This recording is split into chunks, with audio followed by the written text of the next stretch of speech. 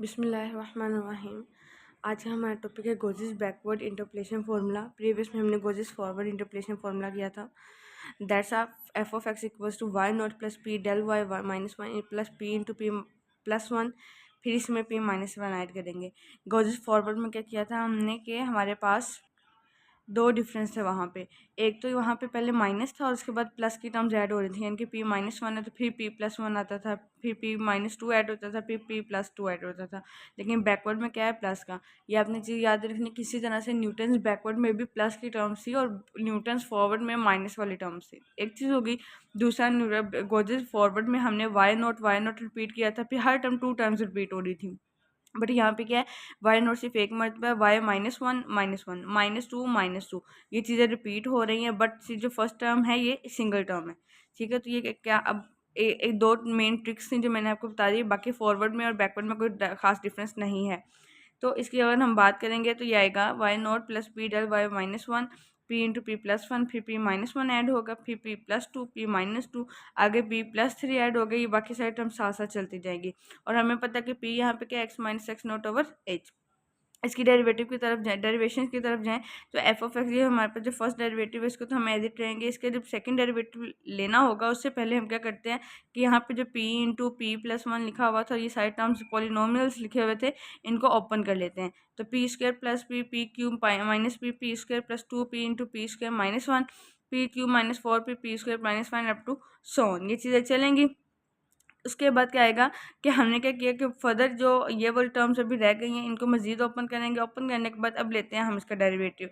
You know that कि हम derivative को किस तरह से लेते हैं कि एफ प्राइम ऑफ एक्स किसके इक्वल होता है, एफ प्राइम ऑफ एक्स होता है d y over D x के। हमारे पास सिर्फ यहाँ पे वाई और एक्स का वेरिएबल नहीं है, हमारे पास यहाँ पे पी वेरिएबल भी एग्जिस्ट करता है और उसको हम by with the help of chain rule इसमें इनकलकेट करते हैं। तो वो किस तरह से आएगा, F prime of X equals to D Y by D X equals to D Y by D P into D P by D X. Just imagine कि ये अगर टर्म कैंसिल हो जाए तो ये एज इट रहेगा D Y by D X. तो D Y by D P by D X तो होता है वन ओवर एच, ठीक है, वो आ गया, और D Y by D P as it आ गया।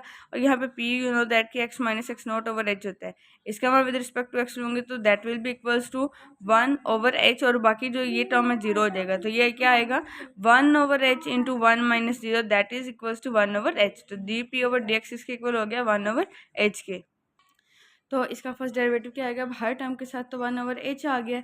तो वन ओवर एच में से कॉमन आ जाएगा, that will be equal to one over H into del Y minus one plus two p plus one over two factorial del square Y minus one plus three p square minus two. अब देखिए पीछे for example हमारे पास था P square plus P, ठीक है। तो इसका derivative क्या आएगा, हर टर्म के ऊपर इसका आएगा पावर रूल लगेगा तो टू पी, और इसके साथ क्या आएगा प्लस वन, ठीक है, p with respect to x, क्योंकि पी फंक्शन है एक्स का। फर्दर इसका क्या आएगा कि पावर रूल लगने के बाद हमेशा जो बेस होती है ना, जिस टर्म के ऊपर पावर रूल लगता है उसका फर्दर डेरिवेटिव आता है। तो यहाँ पे तो p है तो D P by D x भी आएगा। इस तरह से हर टर्म के साथ D P by D x आएगा, और वहाँ पे D P by D x की जहाँ पे आ जाएगा वन ओवर एच। तो इस तरह से क्या हुआ, हर टर्म के साथ वन ओवर एच भी आ जाएगा। नेक्स्ट स्टेप में हम करेंगे वन ओवर एच कॉमन ले लेंगे, बाकी सारे टर्म्स वैसे ही। ये तो आगे फर्स्ट डेरिवेटिव का फॉर्मूला। अगर सेकंड डेरिवेटिव का फॉर्मूला करेंगे तो इसी को इसी तरह से कर लेंगे दोबारा। डबल डेरिवेटिव ऑफ एक्स किसके इक्वल होगा, फर्स्ट डेरिवेटिव का ही डेरिवेटिव होगा, और फर्स्ट डेरिवेटिव किसके इक्वल था इसके ऊपर देखें।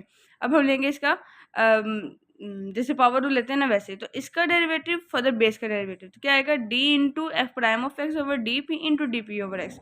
अगर आप ये स्टेप नहीं भी करना चाहते दैट विल बी ओके। तो आप इसका डबल डेरिवेटिव ले रहे हो तो इसका ये तो आ जाएगा विद कॉन्स्टेंट टर्म कंसिडर्ड होगी ना, ये जीरो हो गया।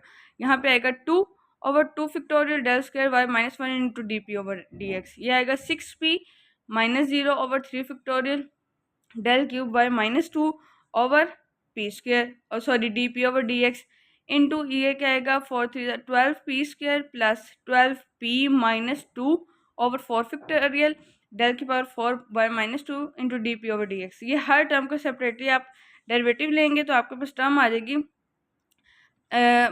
Del square Y minus one D P over D X plus P into del Y del cube Y minus two D P over D X, हर टर्म के साथ again D P over D X. D P over D X जब बाहर आएगा तो हम वहाँ पे पुट कर देंगे कि D P over D x जो है वो तो वन ओवर एच के इक्वल है, और एक 1/h तो ऑलरेडी बाहर है, तो 1/h into 1/h 1/h square. तो सेकंड डेरिवेटिव का ये फॉर्मूला हो गया। इसी तरह से अगर इसका स्पेशल केस देखें तो यू नो कि स्पेशल केस क्या होता है, किसी भी फॉर्मूला में जब x और x नॉट इक्वल हो जाते हैं, जब x और x नॉट इक्वल होंगे तो that will be equal to p is equal to x minus x not equal over h, यानी कि x और x नॉट इक्वल है तो x की जगह पे x नॉट भी लिख सकती हूँ और x नॉट की जगह पे x भी लिख सकती हूँ, तो ये तो कैंसिल हो जाएंगे, तो आंसर आ जाएगा 0।